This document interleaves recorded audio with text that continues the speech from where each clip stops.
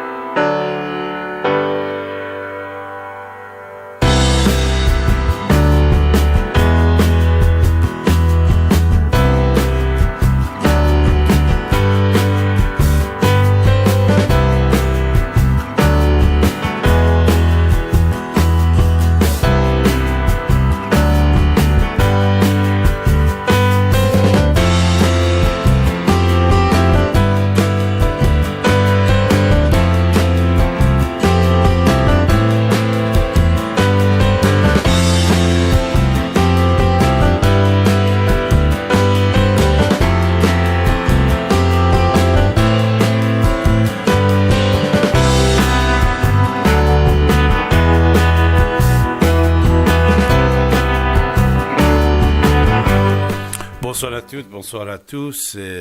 Le temps passe vite et les jours après les semaines et les semaines après les mois et les mois après les années. Et voilà, et nous ne sentons rien de tout. On pense que c'était hier. On pense que c'était hier. Alors à notre lundi, David Abbassi est avec vous. Beaucoup de choses vous avez à dire. Nous allons vous écouter. Bien sûr, préparez-vous, préparez vos textes, vos recherches, vos informations. Qu'est-ce que vous avez trouvé de bon pour nous raconter ce soir? Et de quoi vous voulez qu'on parle ce soir? Beaucoup de sujets, mais le plus important, c'est l'histoire. Il y a 2-3 histoires qui nous touchent énormément. Et c'est des questions assez importantes, comme par exemple les vaccinations. 11 vaccinations au lieu de 3. Surtout pour les enfants, pour les bébés. Et que c'est vrai, c'est sûr et certain que vacciner les enfants, c'est une sorte de torture. Quand ils sont tout petits, peut-être le premier, ils ne vont pas le comprendre. Mais si c'est la première qui va mal partir, psychologiquement, on va toucher l'enfant. Et après, les blessures, c'est autre chose. Surtout, comme vous savez, il y a beaucoup de médecins, beaucoup de professionnels qui pensent que c'est trop. 11 vaccins, c'est trop. Bien sûr, certains vaccins, on est obligé, c'est nécessaire, c'est obligatoire, il faut le faire, mais pour la plupart d'autres vaccins qui vont nous proposer, c'est-à-dire c'est le 11, ça c'est pour faire fonctionner les usines de pharmacie. C'est plusieurs milliards de dollars en jeu, bien sûr. C'est une question assez importante. C'est la polémique depuis quelques jours. Cette polémique avant aussi, ça existait quand on voulait rajouter 1 ou 2 ou 3 vaccins. Mais maintenant, vous en avez 8. 8 qui va être rajouté au lieu de 11. Au lieu de 3, pardon, ça va être 11 vaccins. Et beaucoup de gens, de professions médicales, des professionnels, ils sont contre cette imposition de 11 vaccins. Enfants blessés, c'est une histoire concernant les vaccins, et surtout en Italie, il y a une campagne de manifestations, de meetings à ce sujet assez grave, question de vaccination.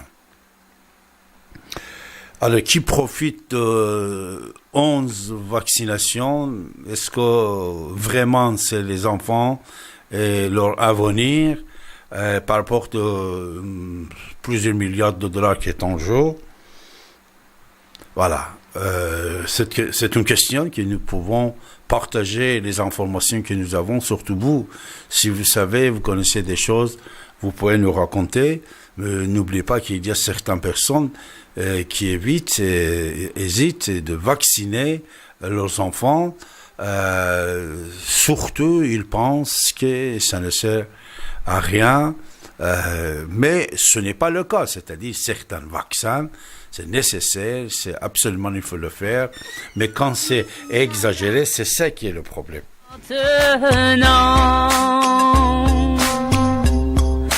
Maintenant, ici et maintenant, 95.2 FM.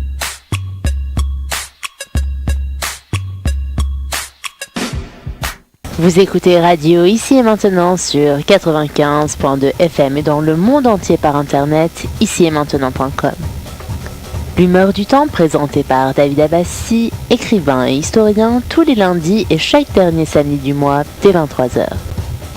Vous avez la parole pour vous exprimer et poser vos questions en composant le 08 92 23 95 20. 08 92 23 95 20.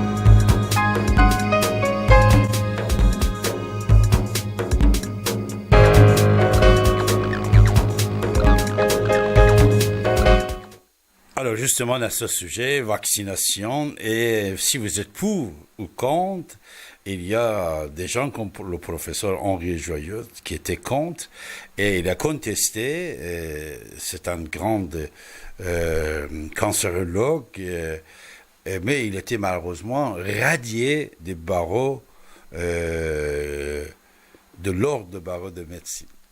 Alors, cet professeur, il pense que certains des vaccins, c'est nécessaire, c'est obligatoire, il faut le faire, mais en même temps, il est contre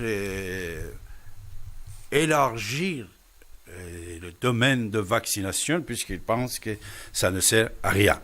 Alors, si vous permettez, on va l'écouter quelques minutes avant de vous écouter. Et n'oubliez pas que vous aussi, vous avez la parole, mes chers amis.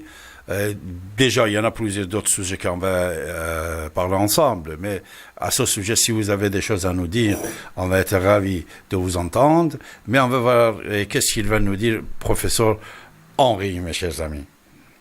Il faut comprendre si la vaccination, sous sa forme actuelle, est encore indispensable. Bonjour Henri Joyeux. Bonjour. Vous êtes chirurgien cancérologue, on l'a entendu dans notre journal de 6h30, une épidémie de rougeole circule en Alsace depuis la mi-avril, plus de 150 cas déclarés. J'ai envie de vous dire d'où l'importance de la vaccination. Est-ce qu'on est d'accord ? Alors attention, la ministre a dit que j'étais contre la vaccination, ce n'est pas vrai. Je suis contre les excès de la vaccination, ce qui n'est pas du tout la même chose. Qu'est-ce que ça veut dire, les excès de vaccination ? Ça veut dire tout Et après, vous me reparlez de mes cas de rougeole. Tout à fait. On nous propose aujourd'hui une vaccination obligatoire DTP, diphtérie, tétanos, polio. C'est celle de mon enfance. Or, celle de votre enfance n'existe plus. Elle n'existe plus parce qu'elle n'est plus fabriquée. Ils en ont donc fabriqué une où vous avez 3 maladies de plus. L'hépatite B, la grippe et la coqueluche. On veut vacciner les gosses à 2 mois. Or, le système immunitaire de l'enfant n'est pas fini avant 1000 jours. 1000 jours, ça fait 3 ans. On veut le vacciner à 2 mois. Et à 2 mois, ce système immunitaire n'étant pas terminé, il peut y avoir des réactions importantes au niveau de l'allergie. Lesquels, Henri Joyeux? Des problèmes, si on va à la rougeole, respiratoires, des problèmes qui peuvent être neurologiques. Ça veut dire que aujourd'hui, s'il y a en Alsace une épidémie de la rougeole, je ne suis pas du tout contre de vacciner les enfants, mais pas si je suis enceinte. Premièrement. Deuxièmement, pas si l'enfant est traité pour un problème de cancer, c'est-à-dire s'il a une immunité qui est basse. Ça veut dire qu'on prend en considération cette immunité. Troisièmement, si vraiment en Alsace il y a, je veux bien le croire, une épidémie de rougeole, eh bien on ne va pas donner le ROR, c'est-à-dire rougeole au rayon rubéole, on va lui donner le Rouvax. Le Rouvax, c'est le seul contre la rubéole, contre la rougeole. Voyez-vous? Mais en même temps, le pédiatre doit faire attention. Il doit dire, est-ce que cet enfant est un enfant allergique? Est-ce qu'il a eu de l'eczéma à la naissance? Est-ce qu'il a des problèmes digestifs? Est-ce qu'il a été allaité par sa maman? Est-ce qu'il est passé par les voies naturelles? Est-ce qu'il est né par césarienne? Tout ça, c'est important. Henri Joyeux, est-ce que vous n'êtes pas, je sais que ça n'est pas votre cas, mais est-ce que vous n'êtes pas en train d'alimenter la paranoïa qui agite pas mal de gens aujourd'hui dans notre pays, qui ont totalement oublié qu'en fait, la vaccination, et c'est quasiment vos premiers cours à l'école de médecine, a sauvé des millions et des millions de vies depuis des années. Mais tout à fait, mais ça c'est vrai à une époque où il n'y avait pas tellement d'hygiène dans un pays. Nous ne sommes ni en Irak, ni en Afghanistan, ni au Mali. Oui, mais il ne suffit pas de se laver les mains pour éviter des maladies graves. Hein. Mais n'empêche que si la rougeole existe en Alsace, il faut vacciner des gosses contre la rougeole avec ce que j'ai dit comme prérogative avant de décider de la vaccination. Ce qu'il faut, c'est que les pédiatres eux-mêmes fassent attention. Je vous donne un exemple. J'étais récemment du côté de Toulouse. Je vois une pédiatre, toute jeune pédiatre, qui me dit « Le système immunitaire, il est fait quand l'enfant naît. » Je dis « Pourquoi, madame ?» Elle me répond « Parce que son tube digestif, il est déjà immunisé. » J'ai dit, mais non, quand il naît, le tube digestif, il n'a pas d'allergie. Il n'a pas, d'immunité. Elle ne savait même pas ça. Les pédiatres, souvent, ne sont pas au courant de ce sujet. Vous avez cité la ministre il y a quelques instants pour dire qu'elle déformait votre engagement. Je lui ai demandé de la voir en face à face. C'est très bien, on va l'écouter. Ah donc, d'accord. Il n'est pas responsable de laisser croire que les vaccins sont mauvais pour la santé. Les vaccins, c'est une des grandes conquêtes du siècle dernier en particulier. Ça a fait reculer des maladies. Se vacciner, c'est la meilleure manière d'éviter certaines maladies et d'éviter que certaines maladies ne s'enracinent dans les pays. Est-ce qu'on est obligé de choisir entre Henri Joyeux et Marisol Touraine? Écoutez, elle est bien gentille, c'est une économiste, elle ne connaît rien à la santé. Comme toujours, quand ils arrivent dans un ministère, ils ne savent rien sur leur sujet. Donc elle ne connaît rien sur la santé et elle a des conseillers, j'en connais certains, qui ne sont pas totalement libres. Ça veut dire quoi? Ça veut dire que vous avez des experts qui sont dépendants de tous les groupes qui sont au niveau de la fabrication, et donc on préfère fabriquer un vaccin qui va coûter 7 fois plus cher que de donner le DTP qui coûte 7 fois moins cher. Vous accusez l'entourage de la ministre d'être sous l'emprise des laboratoires pharmaceutiques. Mais ils ne sont pas sous l'emprise, mais ils sont dépendants, si vous voulez, parce qu'ils vont chercher des experts qui sont des collègues, qui sont... Moi, on me dit que je ne suis pas un expert dans le domaine du vaccin, de l'infectiologie, tout ça. Je connais la médecine, je connais le système immunitaire, on ne va pas me raconter des salades. Alors, vous avez été très clair au début de notre entretien sur les 1000 jours, la capacité de l'enfant à recevoir un vaccin. Vous condamnez aujourd'hui ce DTP plus 3 en nous disant on nous force à l'acheter. Exactement, vous avez tout compris. Très bien. Diriez-vous qu'il est dangereux pour la santé des enfants et est-ce que c'est avéré? Alors, bien sûr que non. Il y a eu, attention, il y a eu une campagne de vaccination pour des enfants qui étaient des jeunes collégiens, si vous voulez, grosso modo 6e, 5e, contre l'hépatite B. Mon propre fils, on lui a dit, petit, tu vas te faire vacciner. Il est venu, il m'a dit non, je lui ai dit non, tu ne seras pas vacciné. Oui, mais tous mes copains le seront. Eh bien, toi, tu ne le seras pas. Bon. Et qu'est-ce qui s'est passé? Vous avez eu 65% de plus de sclérose en plaques dans les années qui ont suivi. Oui. Alors, on vous dit, ah oui, mais les neurologues, nous sommes bons, nous faisons des diagnostics beaucoup plus facilement qu'on ne le faisait avant. Ou alors, eh ben oui, le vaccin, il a fait sortir une maladie qui était en préparation. Qu'est-ce que c'est que ce système? Qu'est-ce que c'est que ce système? Quand vous avez un type qui n'est pas moi et qui vous dit qu'il y a une corrélation statistique entre 65% de plus de sclérose en plaques dans les 3 ans qui suivent, vous êtes en train de vous dire il faut faire attention. J'ai bien compris que vous réclamez en quelque sorte une vaccination, on pourrait dire à la carte, ou en tout cas qui soit capable de s'adapter aux enfants et aux parents. Juste une chose, vous avez invité la ministre à débattre. Oui. Est-ce qu'elle vous a répondu? J'attends. Vous venez de la traiter d'incompétente à l'antenne, donc c'est pas très facile pour commencer le dialogue. Non. Moi, elle m'a traité d'un type qui était absolument rétrograde. Donc quand même, je peux lui répondre. Merci, professeur Joyeux, chirurgien cancérologue. 3 minutes pour comprendre l'actualité. Le professeur Henri Joyeux, c'est vrai, ça concernait, on peut dire, l'ancienne ministres et l'ancien gouvernement, mais le nouveau gouvernement, mes chers amis, de nouveau, il va mettre en place 11 vaccinations. C'est polémique actuelle autour de cette question-là. Est-ce qu'il y a le lobby qui est en marche, oui ou non?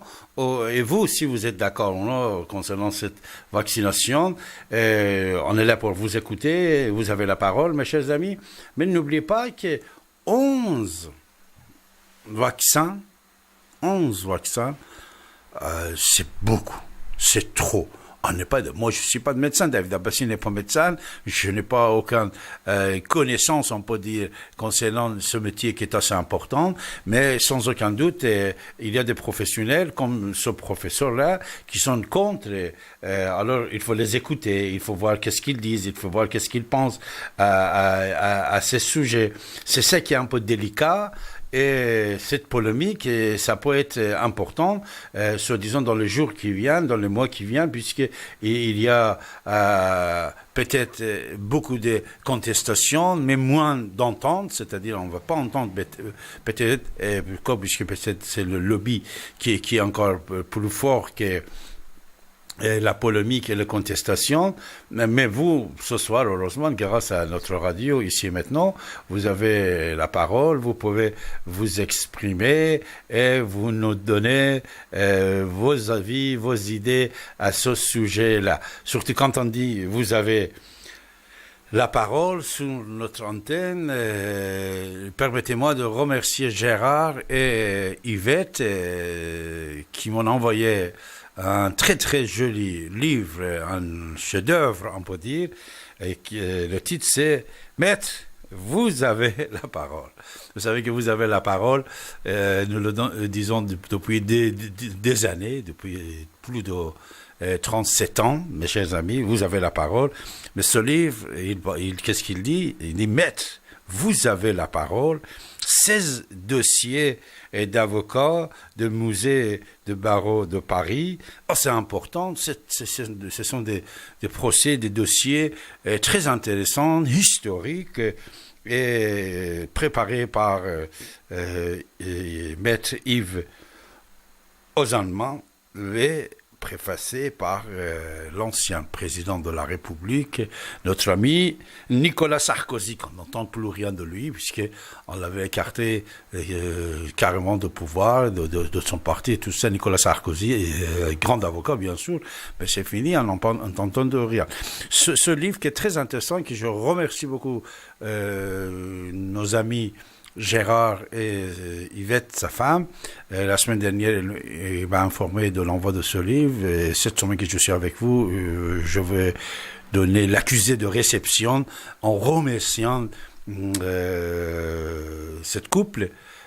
C'est très riche, puisque depuis 3 jours que je suis en train de lire et regarder. C'est vraiment chef-d'œuvre. C'est un chef-d'œuvre. Moi que je lis beaucoup de livres, c'est-à-dire depuis mon enfant, comme James Lutcher, il a dit depuis, c'est vrai, 12, 13, 14 ans que j'ai commencé à lire les livres. Après, c'est chaque semaine, de temps en temps, je lisais 2 à 3 livres. Après, peut-être 3-4 par mois. Et je continue à lire des livres comme celle-ci, Maître, vous avez la parole. C'est très rare puisque ce sont parmi des livres que moi je le considère comme chef-d'œuvre, des livres historiques, uniques, que tout le monde n'a pas le plaisir de le lire, de l'avoir. Et encore merci et merci beaucoup. Vous savez toujours, on disait, le meilleur cadeau que vous pouvez faire à quelqu'un, c'est un livre, c'est le livre. Mais c'est vrai, malheureusement, à ce jour-là, aujourd'hui, nous sommes en 2017, et 21e siècle, le siècle a changé, beaucoup de choses aussi a changé. Et les livres, maintenant, c'est e-book, on dit, c'est des livres par Internet, par votre tablette, par votre ordinateur, par votre iPhone et smartphone, que vous le lisez dans le métro, à la maison, partout. C'est lire des livres traditionnels, comme lire des journaux traditionnels petit à petit, c'est disparu. Ça existe encore, bien sûr, mais c'est l'informatique qui a pris place, malheureusement. Moi, c'est vrai, je ne sens pas comme avant, quand on pouvait naviguer dans une bibliothèque, voir plusieurs livres. Vous savez, l'odeur, seulement l'odeur de l'imprimerie qui fabrique les livres et les journaux. Et l'odeur de livres et des journaux, moi, depuis mon enfance, j'aimais beaucoup. Cette odeur, pour moi, c'est un parfum. C'est dommage qu'aucune parfumerie dans le monde n'ont pas fait des parfums avec cette odeur des livres, de l'imprimerie. C'est la connaissance, savoir et l'intelligence.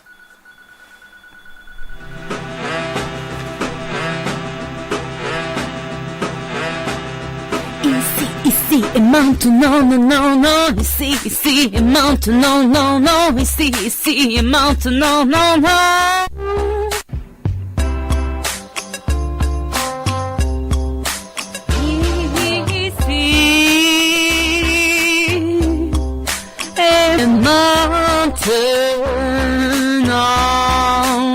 Ici et maintenant, non, non, non, non, non, non, non, non, non, non, non, non.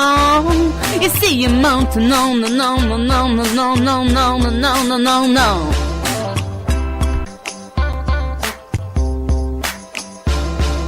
J'arrête quand je veux, 95.2 ici et maintenant. Vous écoutez radio ici et maintenant.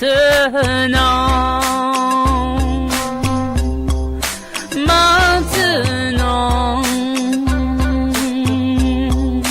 Ici et maintenant. 95.2 FM.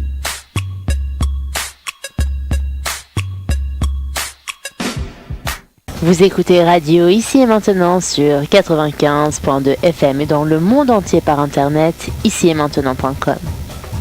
L'humeur du temps présentée par David Abbassi, écrivain et historien, tous les lundis et chaque dernier samedi du mois dès 23h. Vous avez la parole pour vous exprimer et poser vos questions en composant le 08 92 23 95 20. 08 92 23 95 20.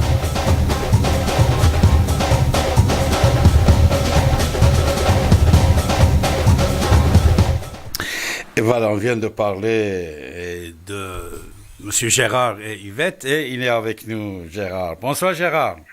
Bonsoir, M. Abbassi, bonsoir à tous. Oui, je suis heureux que ce livre vous intéresse d'un point de vue historien. Il est certain que ce n'est pas un livre qui est vendu dans le commerce. Hein. Il est pas vendu. Hein. Personne ne peut le trouver dans le commerce. C'est unique, c'est vrai. Je vous remercie beaucoup encore. Merci. Alors, justement, parlant de ce livre, moi, j'avais quand même une question à poser, parce que concernant les grands procès, si je prends le premier, c'est le procès de Marie-Antoinette. Alors, donc, il a été nommé un avocat, un ou deux, je crois. Hein, bon, et le pouvoir donc révolutionnaire, a donné des directives en fin de compte pour qu'elle soit condamnée. Alors, exact. Je voudrais savoir d'une manière générale, est-ce que les avocats sont-ils influencés par le pouvoir disons de l'État ou pas, ou est-ce qu'ils sont libres penseurs ou pas, Monsieur Abbassi? Mon cher Gérard, moi, à mon avis, comme un historien et comme un citoyen, que j'ai vécu la moitié, plus que la moitié de ma vie ici, le reste au départ jusqu'à l'âge de 23 ans en Iran. Et après, j'ai visité le monde entier et j'ai lu et je continue à être informé. Je vais vous dire que les deux, ça existe. Heureusement, il y a toujours des avocats indépendants, courageux, révolutionnaires, on peut dire, qui existent. Mais malheureusement, je vais vous dire franchement, la plupart des fois, les avocats, comme vous venez de dire, sont influencés par le pouvoir. Et ils ont peur. Moi, écoutez, nous sommes là, ici et maintenant, même en France, je vais vous dire. Moi-même, David Abbassi, comme un journaliste, comme un écrivain, comme un historien, je vais le dire, ce n'est pas de secret, je vais le dire pour donner le courage aux autres. 4 à 5 fois, j'ai constaté que dans certaines affaires, les avocats, ou il avait terrorisé, ou il était manipulé pour ne pas défendre leurs clients. Vous comprenez? Oui. Et pour ça, moi-même, comme quelqu'un qui j'aime la République, et j'aime la justice, j'ai intervenu. Et toujours j'ai gagné, c'est-à-dire j'ai envoyé, même pour la plupart des fois j'ai envoyé des lettres pour le président de la République, pour la magistrature, en disant voilà, ici il y a une erreur qui a été commise, etc., etc. Et heureusement, c'était réparé. Ce que vous venez de dire, mon cher ami, monsieur Gérard, malheureusement ça existe. Ça existe. On ne peut pas être naïf. D'accord. On ne peut pas être naïf de dire, surtout à l'époque de la Révolution française, il ne faut pas l'oublier. À l'époque de la Révolution française, les révolutionnaires, mais les révolutionnaires, c'est vrai, ils avaient une heurte et les avocats, ils sortaient de cette heurte pour exécuter l'ordre révolutionnaire. Oui, mais l'avocat qui a été désigné par les révolutionnaires, un an après, ils l'ont guillotiné quand même. Hein. Exact. Non, c'est ça que j'ai dit tout à l'heure. Toujours nous avons des braves gens qui sont partout. C'est-à-dire, il y a énormément de gens qui pendant des années, ils sont sous l'ordre d'autres, mais tout d'un coup, ils révoltent, mon cher monsieur Gérard. Oui, bien sûr. C'est-à-dire, être humain, c'est quoi? Un être humain, c'est ça. Il est entre le Dieu divin et le diable. C'est-à-dire, n'importe quel moment, il peut changer de camp. Il peut tout d'un coup devenir quelqu'un 100% différent avec ce qu'il était il y a déjà même 2 minutes. Et c'est vrai que les avocats, surtout, on n'a pas parlé précisément d'un ou deux avocats, mais dans l'histoire, nous en avons plein de juges. Même de temps en temps des juges, il faut le dire. Imaginez-vous, mon cher ami Gérard, les tribunaux de commerce de Paris, dans les années 90, tribunaux de commerce, dans les années 90, il y avait 2 volumes de livres qui ont été sortis, publiés, plus de 4000 pages, sur, qu'est-ce qu'on peut dire, sur injustice qui existait dans les tribunaux de commerce de Paris et de la France. C'est-à-dire, les tribunaux de commerce, c'est vrai que les présidents qui gèrent les tribunaux de commerce ne sont pas des juristes comme dans les tribunaux normaux, mais quand même, ils jugeaient la vie des gens. Parce que commerce, c'est la vie des gens. Et là, il y avait énormément de fautes et des magouilles dedans, et énormément de familles et sociétés, quand on le mettait en faillite, après on le vendait à 1 euro, une société qui, etc. Jusqu'à hier, c'est-à-dire dans les années 70, ils ont fait 2 volumes de livres de plusieurs centaines de pages, mon cher ami. Ça existe. Il faut pas, on va pas dire que tout est blanc, voilà. Bah oui, bien sûr. Bien, justement, Monsieur Abbassi, vous parliez du professeur Joyeux donc concernant les vaccins. Bon, d'après ce que j'avais écouté l'autre jour, effectivement. Allô? Oui, on vous écoute, monsieur Gérard. Oui, mon cher ami. Donc, effectivement, la ministre donc de la Santé veut imposer ces 11 vaccins complémentaires. Ça va passer, paraît-il, très rapidement à l'Assemblée nationale. Donc, il y a, d'après le professeur Joyeux, il disait que surtout, faut, premièrement, le vaccin, l'hépatite B, faut pas le faire, hein, faut pas le faire. Ouais. Celui-là, faut pas le faire. C'est pas nécessaire. C'est même assez dangereux. Et ce qui est ennuyeux, ce sont les adjuvants qui sont, par exemple, l'aluminium, qui est dans tous les vaccins. Oui. Alors, il s'est passé une chose, c'est qu'il y a eu tellement de stocks, il y a eu tellement de fournitures que les que les sociétés qui fabriquent Sanofi et autres, et puis les pharmaciens sont surchargés Oh là. de médicaments et ils doivent les liquider. Tellement il y en a des à foison. Et c'est pour ça qu'ils envisagent de faire cela. Alors, j'ai lu aussi dans le journal que il y a eu des incidents, notamment des enfants qui ont eu la trisomie 21 à cause des vaccins. Et ça, c'est pour les mamans, elles expliquaient ça, c'est terrible, terrible, terrible. Voilà ce que je voulais dire, ce que j'ai écouté aussi de mon côté. Est-ce que c'est nécessaire? Je sais pas. C'est très délicat. Je crois qu'il faut pas imposer. Exact. Il faut recommander, mais pas imposer. Exact. Il ne faut pas faire la dictature.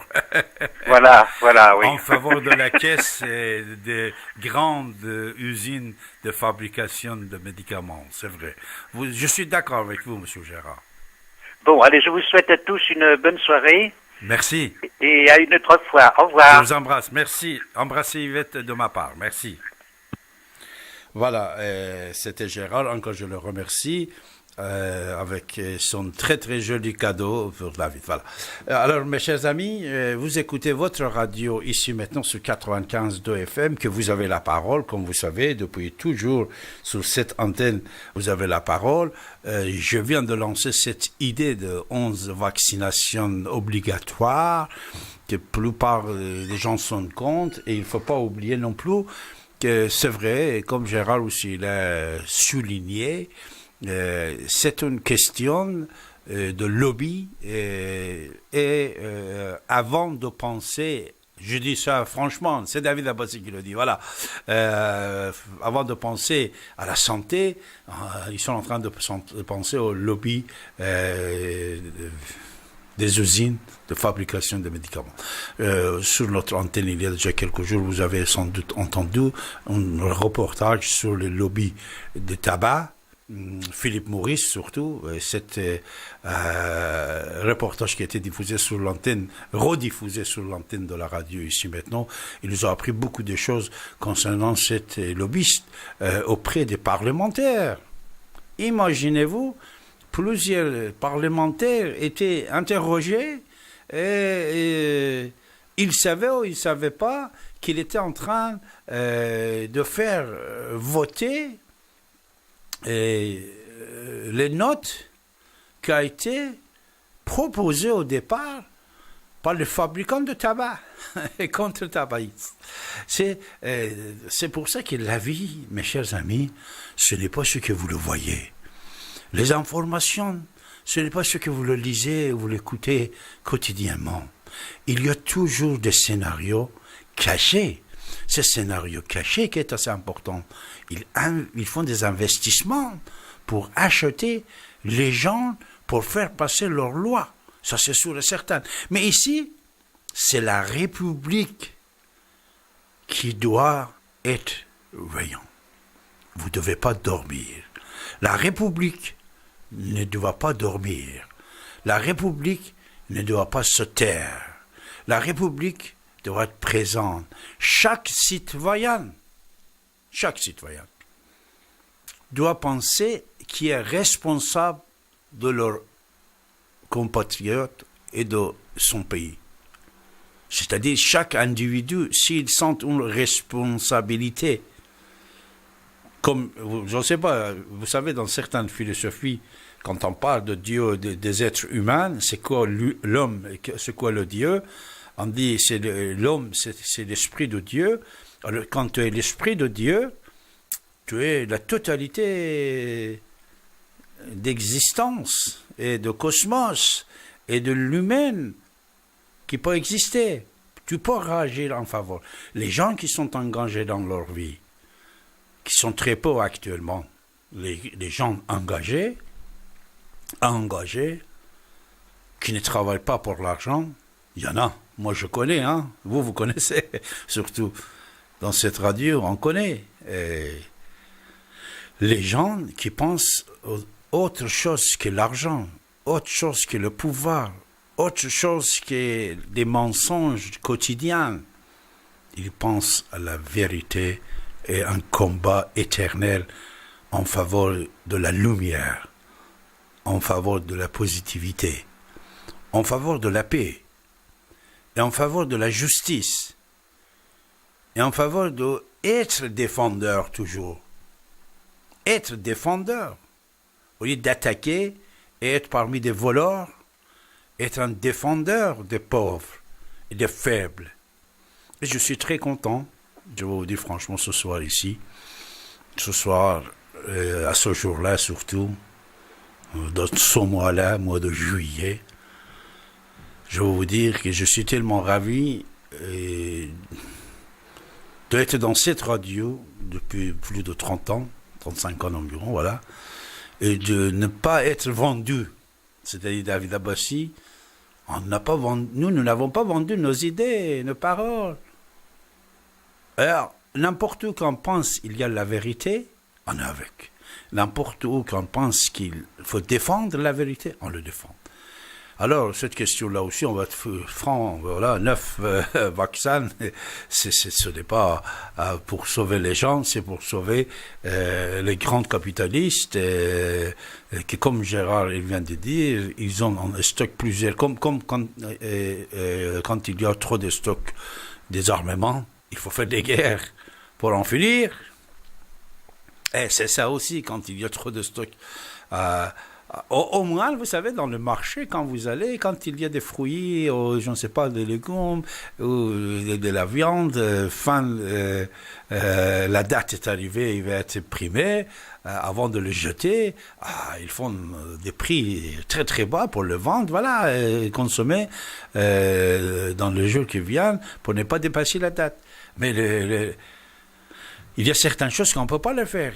Médicaments et les armements. Les armements, on ne peut pas, vous êtes dans le 21e siècle, le système de guérilla a changé, la méthode a changé. Maintenant, c'est biométrique. Maintenant, si on va tuer quelqu'un, on va envoyer une balle de n'importe où, plusieurs milliers de kilomètres, il va aller chez lui, il va le chercher, et éteindre son cible. Si le cible n'est pas là, il n'est pas dans l'endroit, par exemple la maison qu'ils l'ont envoyé, le balle, il va se loger dans l'appartement, dans son bureau, il va rester tranquillement quelque part, et dès qu'il il entre, tac, il va aller le tuer. Alors, il y a énormément de progrès dans les armements du monde, alors tous les anciens doivent être épuisés, alors il faut aller faire la guerre. Maintenant aussi, c'est ça, c'est cette histoire de vaccination, 11 vaccinations. Moi, plusieurs fois, j'étais témoin quand les médecins ils vaccinaient les enfants. Il y a les médecins gentils, comme partout, comme on a dit toujours. Comme il y a le Dieu et le diable, comme il y a les gentils et nos gentils, la gentillesse. Dans n'importe quel endroit que vous entrez, la personne qui vous accueille peut-être n'est pas gentille, mais la deuxième, il est tellement gentil que vous oubliez tout. Et ça m'arrive de temps en temps, même cet après-midi. Je rentre dans un établissement et dès que j'entre, l'accueil, il voit mon chapeau et son attitude avec moi, ce n'est pas bien. Et je traverse le couloir, je rencontre une équipe de 4-5 personnes, tout est sympa et aimable. Et la vie, c'est comme ça aussi. La vie, et vous avez les deux, vous avez les gens gentils et les gens pas gentils. Et nous devons essayer d'être de côté et avec, et être nous-mêmes des gens gentils, des gens pour la paix, pour la justice, pour la vérité. Il ne faut pas tomber dans certains pièges pour ne pas donner la valeur à l'individu qui le mérite. Voilà. Maintenant aussi, je vais vous dire une chose, vous avez le médecin gentil et pas gentil. J'étais témoin moi-même plusieurs fois, les médecins qui voulaient vacciner un enfant, il y a les gens qui parlent, ils jouent, ils donnent un jouet à bébé, regarde ça, après avec l'autre main ou avec quelqu'un d'autre, tac, on va faire le travail, mais il y a quelqu'un qui prend l'enfant, et moi, une fois aussi, comme je viens de vous dire, concernant les tribunaux, concernant le médecin aussi, je vois un médecin, il traite les enfants, c'était dans un centre de PME. Il traite les enfants comme les chiens, comme les moutons. Il dit à maman, prends fort, il tac. Il pique. Je dis, monsieur, ce n'est pas comme ça qu'on travaille, vous êtes un médecin, là. Et tous les enfants, ils sortent ici, massacrés, terrorisés. Après, j'ai appelé le patron et ils m'ont donné raison. Écoutez, c'était un enfant un de mes amis aussi que je l'ai accompagné là-bas, c'était parmi. Je dis, monsieur, c'est lui-même, son papa, il est médecin. Il est venu avec sa mère ici chez vous, mais son papa, il est médecin. Dans un hôpital, et il ne fait pas ça avec les... Et tout le monde nous a donné raison. C'est pour ça, cette vaccination, c'est vrai, ce qui est nécessaire et obligatoire. Il faut le faire, mais le reste, il ne faut pas le faire, puisque, comme le professeur vient de dire, il ne faut pas oublier l'histoire de 1000 jours. C'est un professionnel qui nous dit ça. C'est pas n'importe qui. Vous écoutez votre radio sur 95 FM, ici et maintenant, bien sûr, et vous avez la parole. Si vous voulez parler d'autres sujets, surtout que ces jours-là, il y avait énormément de sujets assez importants, nous sommes là à votre service en composant le 08 92 23 95 20. Vous avez la parole. Ici et maintenant. C'est ici. C'est maintenant. Sur 95. C'est ici.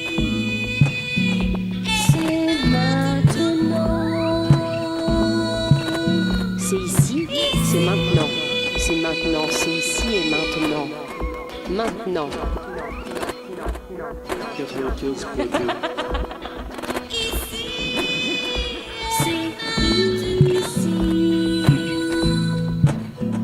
C'est maintenant. C'est ici. C'est ici et maintenant. C'est maintenant. Vous êtes libre d'écouter ici et maintenant. Et maintenant. 95.2.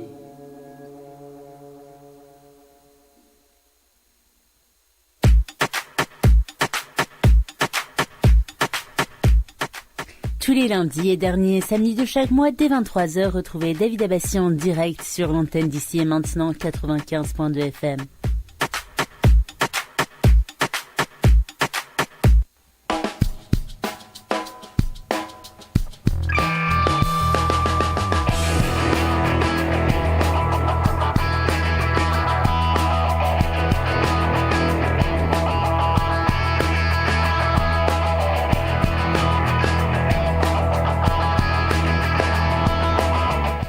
Alors, vous savez que même le parti de président Macron, il a des problèmes. Vous avez sans doute entendu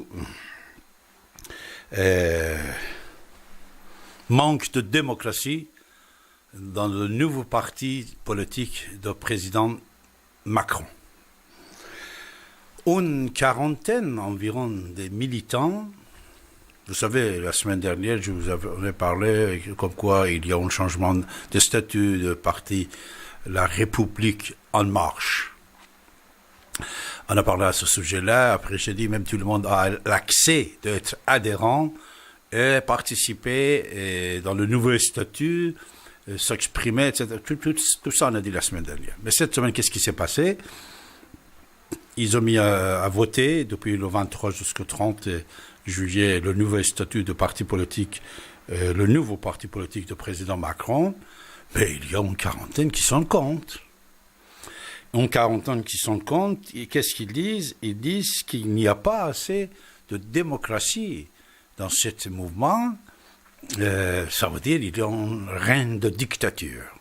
Alors qu'est-ce qu'ils ont fait? Ils ont ramené le procès devant les tribunaux, surtout le tribunal de Créteil. C'est aujourd'hui qu'ils ont déposé le dossier. On pensait que ça va passer aujourd'hui, mais c'est demain. Demain, à Créteil, le tribunal va étudier cette plainte des militants de parti La République en marche. Ça aussi, c'est une question assez importante et intéressante. Et ça serait bien d'écouter une minute à ce sujet, mes chers amis.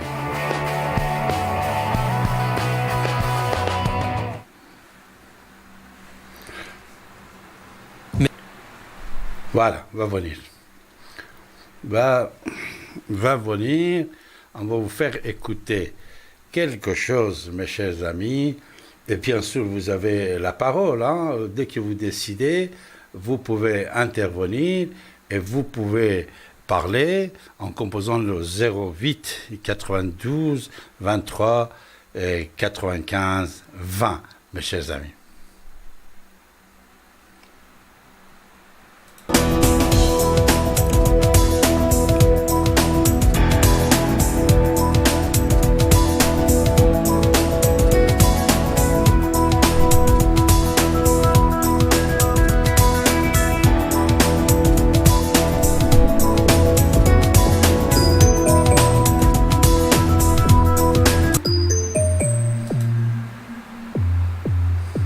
J'aimerais bien ne pas savoir trop tôt la fin, mais pour l'instant c'est ici et maintenant.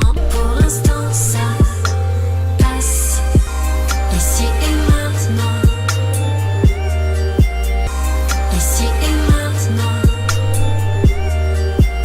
Mais pour l'instant ça passe. Ici et maintenant.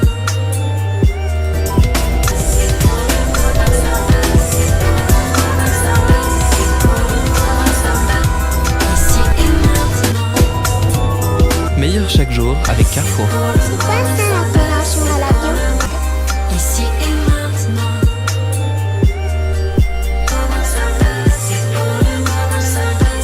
Jusqu'au jour où ça casse. Vous écoutez Radio Ici et Maintenant sur 95.2 FM et dans le monde entier par internet, ici-et-maintenant.com. L'humeur du temps présentée par David Abbassi, écrivain et historien, tous les lundis et chaque dernier samedi du mois dès 23h.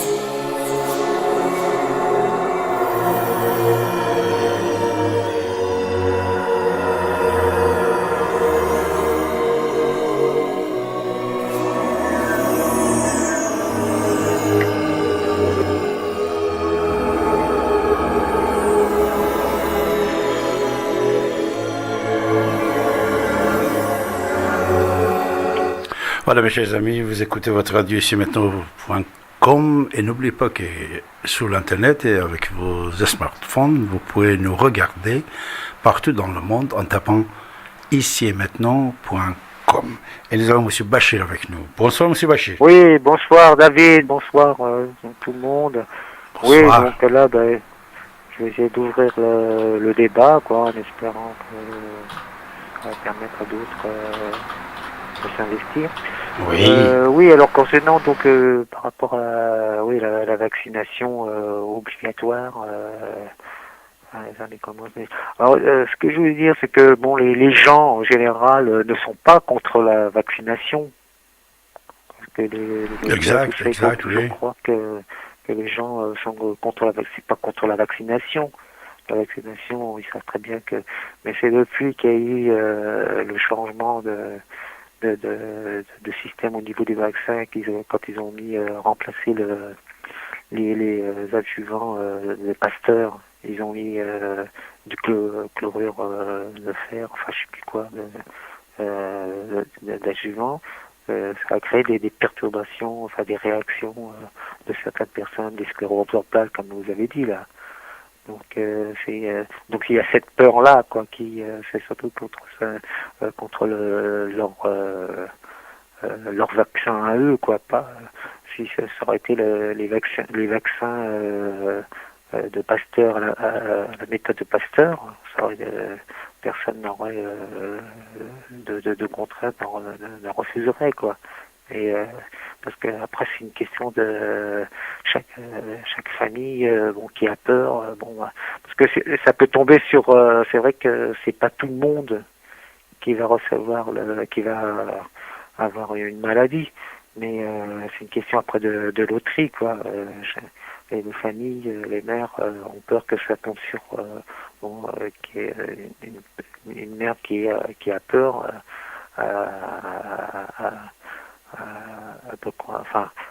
elle a peur que ça tombe justement sur ses enfants.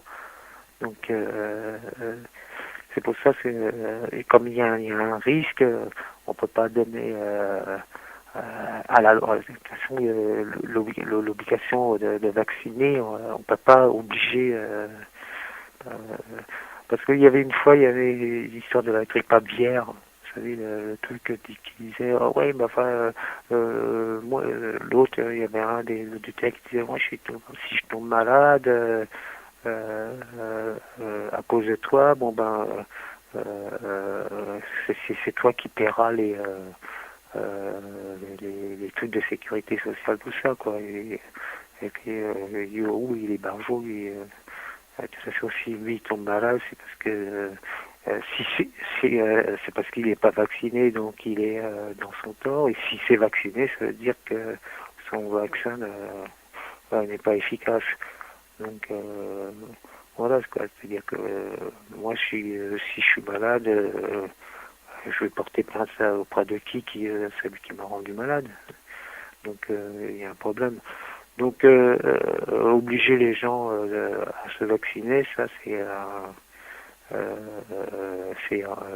ça n'est pas éthique, enfin ça n'est pas dans la déontologie. Il y a le service de déontologie qui refuserait ça, quoi. Oui, mais pour 11 vaccinations, justement, Bachir, tu penses que c'est trop? C'est-à-dire que c'est pas contre la vaccination, c'est contre les vaccins. C'est comme si, par exemple, une pomme, que c'est bon pour les dents. Seulement, ce qu'on propose, ce sont des pommes bourrées de pesticides et tout. Par exemple, il y a une grande campagne de problèmes dentaires et tout, donc on va obliger les gens à manger des pommes. Oui, si les pommes sont c'est les bonnes pommes, tout ça, mais si c'est obligé les gens à manger des pommes pleines de pesticides, là c'est pareil, on oblige les gens à prendre des vaccins pleins de conneries qui vont les rendre malades. Donc il faut que pour chaque personne, c'est par exemple pour le vaccin, il faut qu'il y ait un test une cutie qui va savoir au niveau réactif si la personne ne va pas engendrer des maladies auto-immunes. Parce que la mère de famille, si son fils unique, son petit bébé, elle a eu du mal à avoir un bébé, pour une fois elle a un bébé,